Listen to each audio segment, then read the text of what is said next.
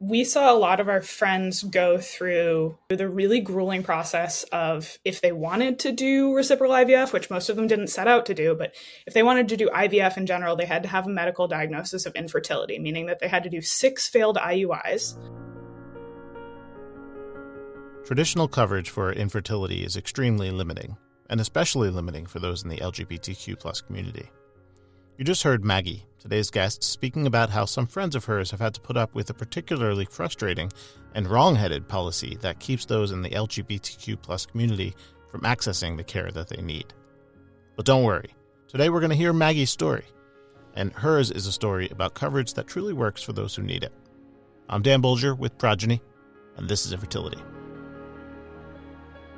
Hello and welcome.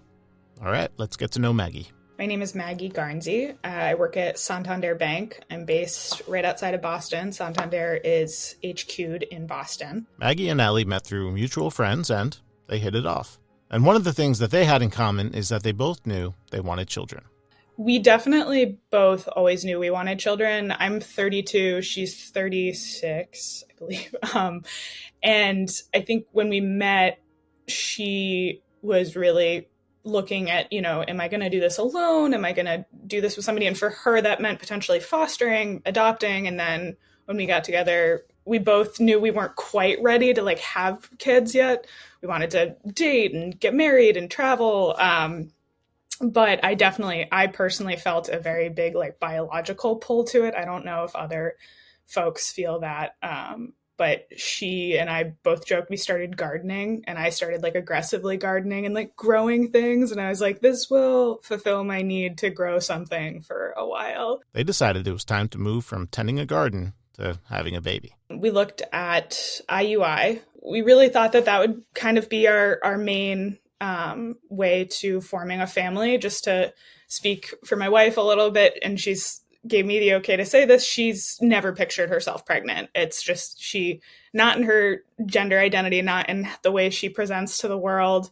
And so for her, she was either, you're going to carry or we're going to figure out a different way to do this. And for me, I was like, oh, that's great, because I actually would love to do that.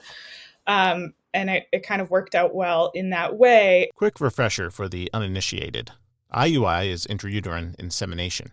It's where sperm is introduced directly into the uterus. It requires sperm, so the couple would need a sperm donor, and then be on their way. But there is another option that is available to same-sex female couples, and that's reciprocal IVF.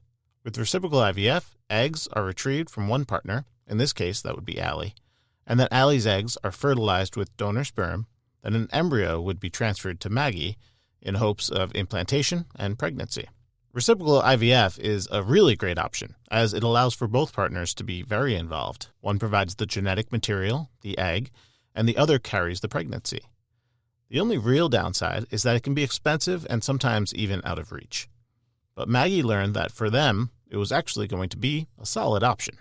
In 2023, I was a part of a project at Santander called the Human Rights Campaign Corporate Equality Index, which basically looks at a company's internal and external policies as they apply to LGBTQ folks. So everything from trans benefits, it actually has a really specific focus on trans benefits, to domestic partnership formation benefits, your marketing campaigns, are they LGBTQ inclusive? Your philanthropic goals, do they include focuses on LGBTQ folks? So I got to be a part of that through our employee resource group and spent a lot of time inventorying Santander's entire benefits program, which for somebody that has had the very good fortune of being really healthy and never having had to interact with my healthcare up until that point, I was amazed. I was like, oh my gosh, I didn't know all of these benefits existed, all of these programs existed. And at that point, Santander had just taken on Progyny under Surest, under United Healthcare, as a tangential kind of, you could choose. So there was two plans. And I almost was like, this is too good to be true. This cannot be. And we knew, my wife and I knew of reciprocal IVF. We knew it existed, but we were always like, that's out of reach for us. It's just financially. And it also just seemed like something that was a dream, but something that we would never have access to. And so I learned through this process that Santander had Progyny. Progyny offered this, and we were like, we've got to do it. Having reciprocal IVF in her coverage came as a surprise for Maggie. We saw a lot of our friends go through the family formation process and have to do, and these are, just to be clear, queer couples, both female born at birth, and had to go through the really grueling process of, if they wanted to do reciprocal IVF, which most of them didn't set out to do, but if they wanted to do IVF in general, they had to have a medical diagnosis of infertility, meaning that they had to do 6 failed IUIs. And these were friends working at like really competitive companies. And we saw them go through this process, and we saw at least 2 of our friends do this. And one of them did it kind of in quiet, and we didn't really even know. And then another, we were kind of aware of their process, and it's really scary, I think, for anyone. It's expensive. I don't think folks fully understand that for every IUI that you go through, you have to purchase sperm. For every vial of sperm, you need to revisit the bank. You need to redo that process. And we can talk about that in a second as it pertains to Progyny, because Progyny does supply that benefit for the purchase of sperm. So when I learned that you didn't need a medical diagnosis of infertility in order to take advantage of this benefit, meaning that, first of all, my wife wouldn't have to go through 6 failed IUIs. She also never even wanted to get pregnant, so that didn't make sense. That means I would have to go through 6 failed IUIs, or we would potentially get pregnant on an IUI. But we really wanted to biologically potentially have her children. And it just was like kind of perfect. Maggie's wife, Alli, is in the military. So when they decided to get married, they had to decide which health plan they wanted to be on. And although the military has free health care for the men and women who serve, the Progyny benefit was just too good for them to pass up. The military has, for the most part, like free healthcare, which is wonderful, regardless of how you feel about veteran benefits and everything. It is there. It's called TRICARE. And I don't want to speak ill of that because I know it supports a lot of folks, but this was not something that we would have been able to access under TRICARE. So the fact that we gave up something, we got married, are not taking advantage of something that's free and instead taking advantage of something through my employer. It feels like it's free because I never see it taken out of my paycheck if I actually look, but it is. And then, we got married early. She came onto the benefits plan, and then we were both able to leverage it. Was a pretty big deal for us. Okay, so they had the support from Maggie's employer with the Progyny benefit. And one of the first steps is to get donor sperm. A lot of times during podcasts like this one, there's a tendency to kind of blow by some of these parts of the process, but finding a sperm donor can actually be quite difficult. It's not exactly something people think about until they need it. So originally when we began the process last March, we had a known donor picked out as a friend of a friend, and we were really excited, and then that actually fell through. So we actually learned from our doctor that it is quite a long process to have a known donor be your donor, just because they have to do like all of the testing and all of that. So we also kind of look at that as like a little bit of a blessing in disguise, in that we then had to start the process of using we actually have a known donor. So like they'll be able to, our children will be able to like know them when they're 18 if they so choose. So it's not a completely blind donor, but it's not like a known in that we know them. Ultimately, what we ended up doing was narrowing it down to 7 choices.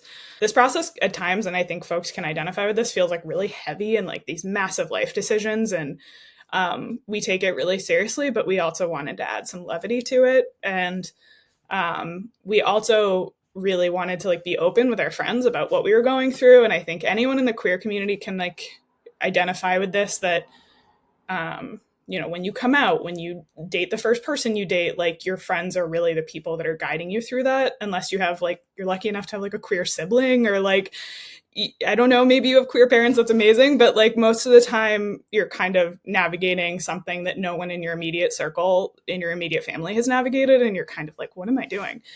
And so we really wanted to share it with our friends, get our friends' input. And so we threw a little party in October, and my wife put together a slide deck of all of the donors that we had looked at. And she also took it one step further. We chose a website.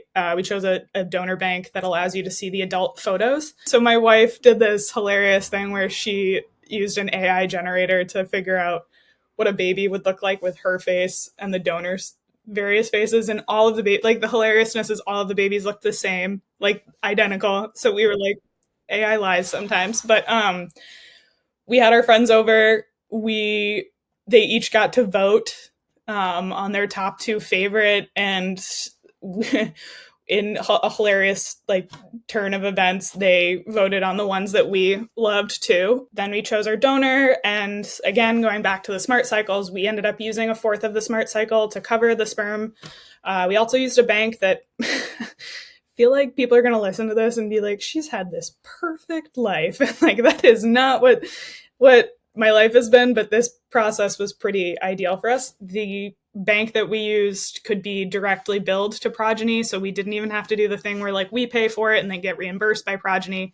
They were just directly billed. We never saw a bill, although we had a copay for the smart cycle, and then shipped it to our doctor at Boston IVF. Okay, so they had the sperm donor and they had the coverage. So the next step was the egg retrieval. Remember, they're doing reciprocal IVF.